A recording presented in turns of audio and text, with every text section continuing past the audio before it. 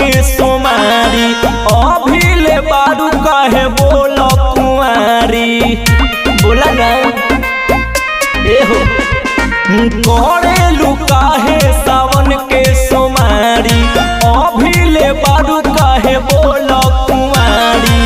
लेके कवरिया तू रहिया में जाही हो रहिया में जाही तो सुनो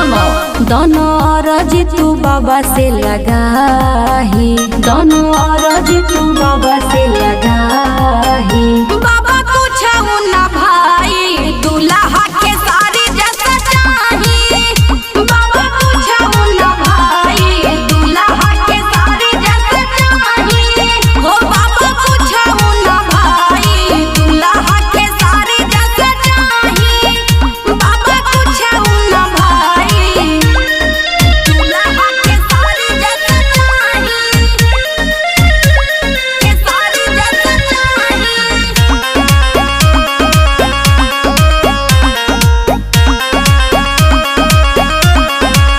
नाथों के नाथ बाबा हई भोल दानी हरे ले बाबा सबके पार सहानी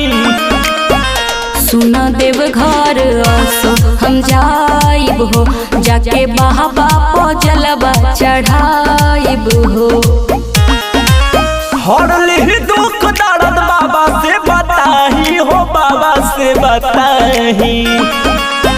तो सुनो दोनों अरज तू बाबा से लगाही दोनों अरज तू बाबा से लगाही बाबा कुछ ना भाई दूल्हा के सारी जैसा चाही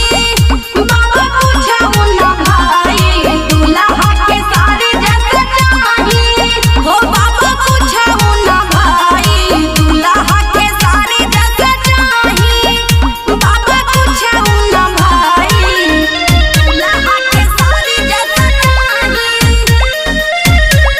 के सारी जैसा चाही